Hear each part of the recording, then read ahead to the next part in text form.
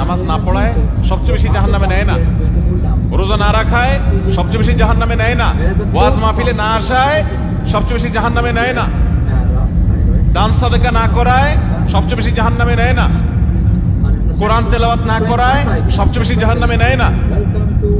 তাহলে কিসের সবচেয়ে বেশি জাহান্নামে নেয় মানুষকে? সুইলা রাসূলুল্লাহ সাল্লাল্লাহু আলাইহি ওয়াসাল্লাম আন আকসারি মা ইউদখিলুন নাস আন-নার, মানুষকে সবচেয়ে বেশি জাহান্নামে নেয় কোন জিনিসে জিজ্ঞাসা করা হয়েছে।